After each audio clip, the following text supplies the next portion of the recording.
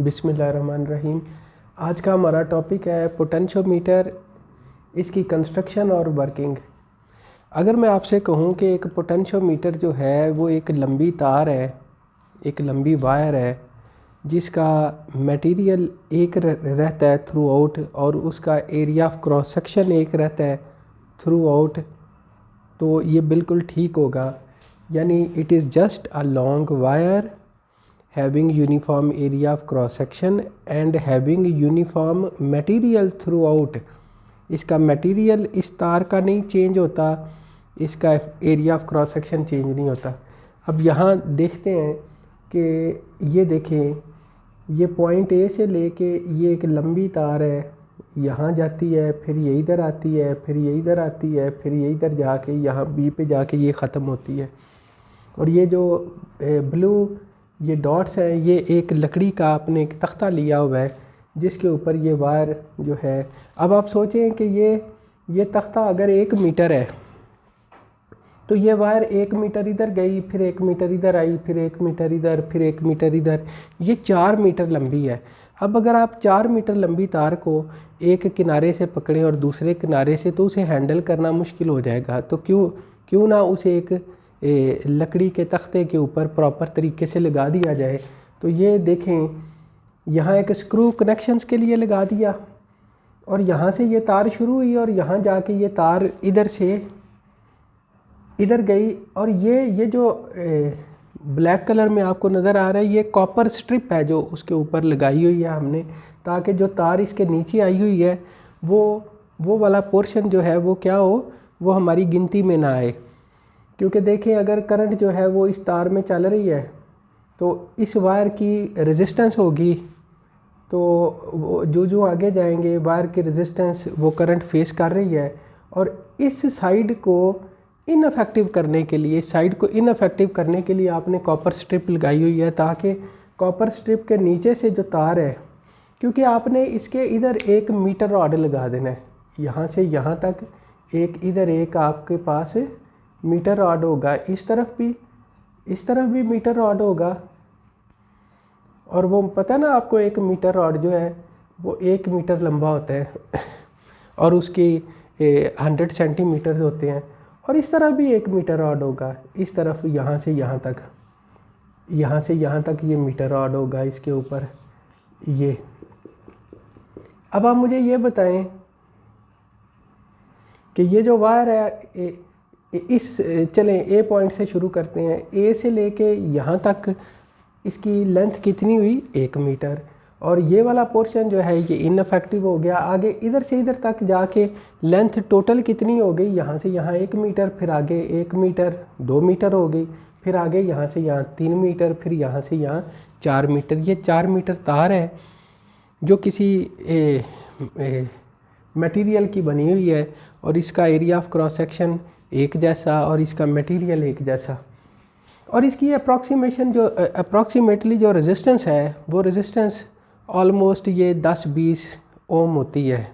इसकी रेजिस्टेंस इस पूरी 400 सेंटीमीटर यानी 4 मीटर तार की जो रेजिस्टेंस है वो ऑलमोस्ट 10 से 20 ओम होती है। अब ज़रा आप मुझे ये बताएं कि इसके बाद आपने यहाँ ये एक रियोस्टेट लगा दिया है यहाँ पे, और ये एक आपने कोई सोर्स ऑफ ईएमएफ यानी बैटरी लगा दी है। अब ये बैटरी जो है आपने यहाँ से यहाँ कनेक्ट कर दी।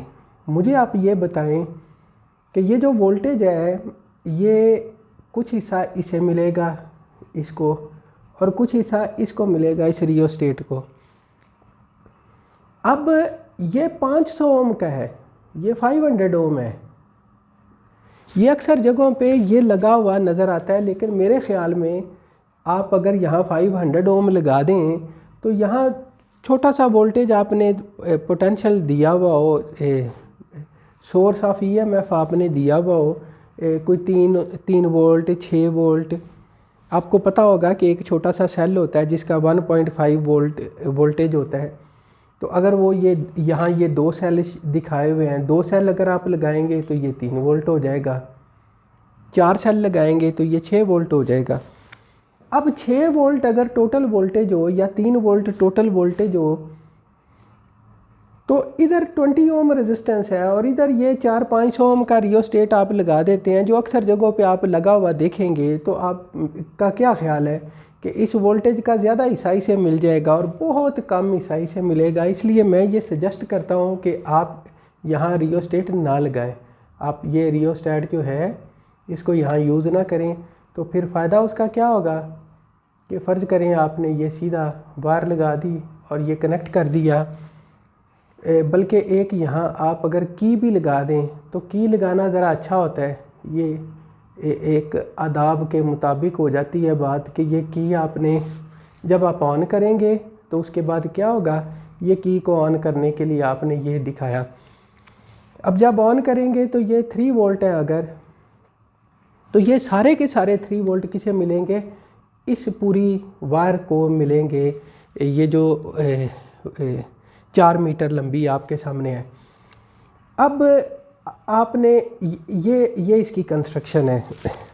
यहाँ नीचे मैंने ये दिखाया हुआ है, यही बैटरी है, यही इसकी जो EMF है वो E है, और ये जो लंबी तार है चूँकि ये एज अ रजिस्टर काम कर रही है, तो ये देखें इधर आके ये A से B तक ये वायर आपने ये दिखा दी।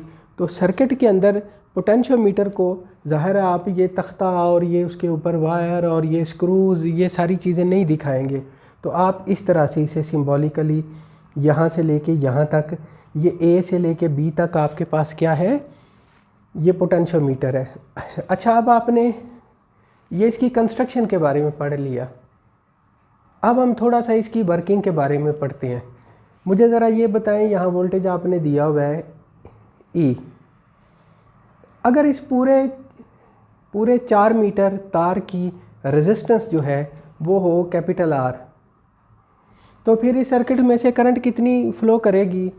I is equal to voltage over current, आपको पता है ये ओम्स लॉ होता है, V is equal to IR।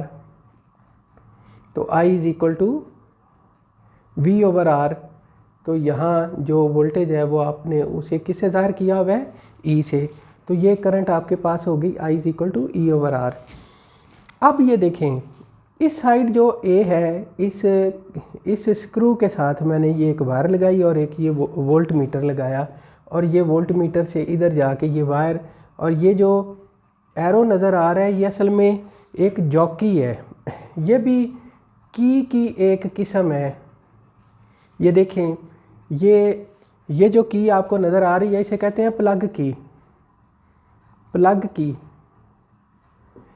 ये एक प्लग की शक्ल में होती है, जब वो आप प्लग लगा दें तो ये ऑन हो जाती है, प्लग बाहर निकाल लें तो ये ऑफ़ हो जाती है।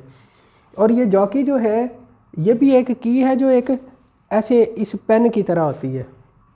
ये यहाँ आप लगा दें तो ये ऑन है, और इस पेन को आपने ये तार जो है वो पेन के इधर पीछे लगा दी और आगे से आपने इसे इधर लगाया तो ये हिस्सा लग गया। आप थोड़ा आगे लगाएं, जहाँ आप टच करेंगे ये वहाँ कनेक्शन कर देगी।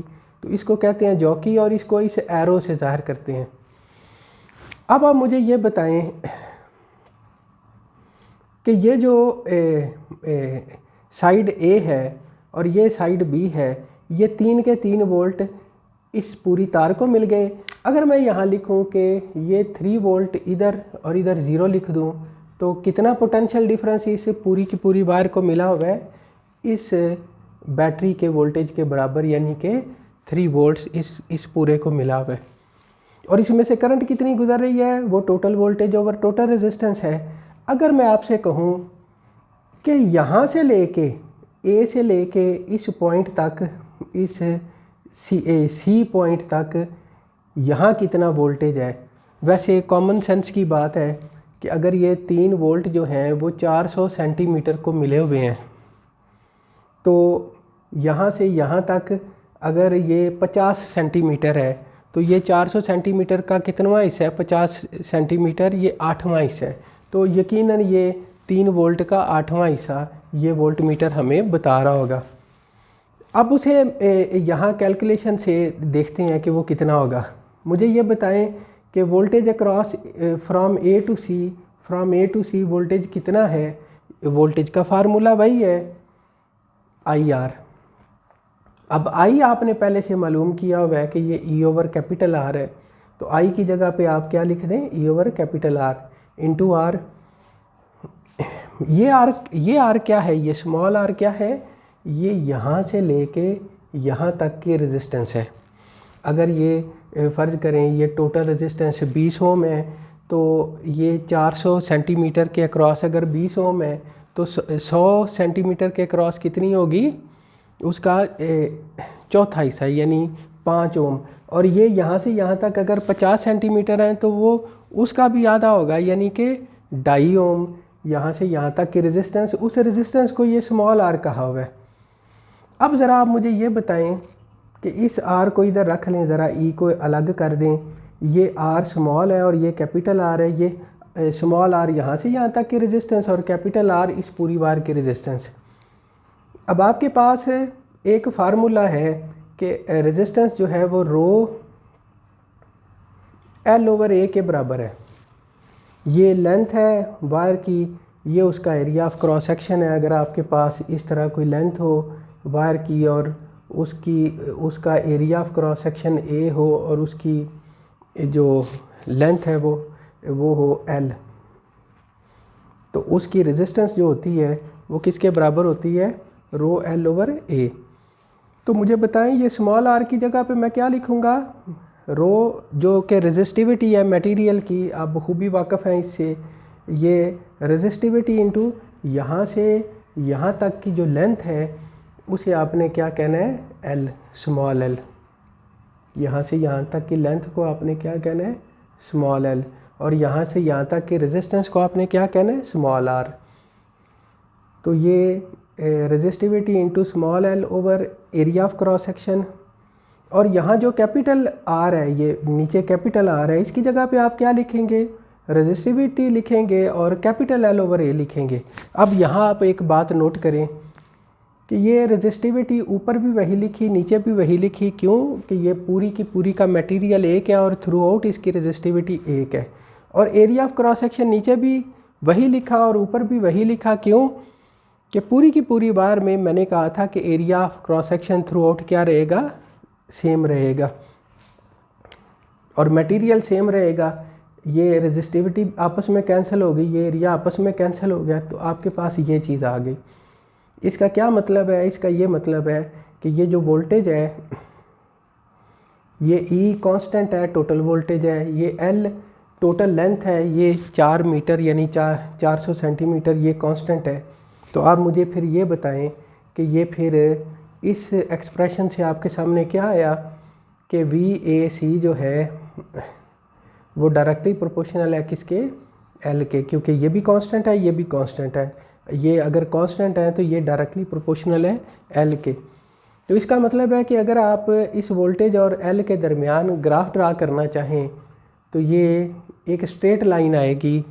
यानी आप क्या करें कि आप कभी इसे इधर रखें और इस वोल्ट मीटर से रीडिंग नोट करें, फिर इसे आगे रखें यहाँ आके, फिर रीडिंग नोट करें, फिर आगे जाके रखें यहाँ रखेंगे तो कितनी रीडिंग होगी, इधर से इधर तक की लेंथ 100 सेंटीमीटर यानी 1 मीटर और इधर से इधर तक की 50, तो यहाँ से लेके यहाँ तक की लेंथ कितनी होगी 150 सेंटीमीटर। और अगर ये एरो आप इधर रखने की बजाय ये एरो इधर रखेंगे तो इसका मतलब है यहाँ से यहाँ तक की 100 सेंटीमीटर, फिर यहाँ से यहाँ तक की 100 यानी 200 सेंटीमीटर। तो बाय द वे जब आप इसे इधर रखेंगे तो इसकी रीडिंग क्या होनी चाहिए, क्योंकि 400 सेंटीमीटर को 3 वोल्ट मिला हुआ है तो 200 सेंटीमीटर पे कितनी रीडिंग होनी चाहिए 1.5 वोल्ट। तो इस तरह से जो आप लेंथ बढ़ाते जा रहे हैं उसके साथ साथ आपके पास क्या चीज़ बढ़ती जा रही है, ये वोल्टेज बढ़ता जा रहा है और ये आपस में डायरेक्टली प्रोपोर्शनल है। ये असल में वर्किंग प्रिंसिपल है पोटेंशियोमीटर का। कंस्ट्रक्शन हमने पहले पढ़ी, उसके बाद हमने इसका वर्किंग प्रिंसिपल पढ़ा पोटेंशियोमीटर का कि जो वोल्टेज है cross the wire of potentiometer is directly proportional to its length. तो ये था आज का लेक्चर, यानी कि पोटेंशियोमीटर, उसकी कंस्ट्रक्शन और उसका वर्किंग प्रिंसिपल।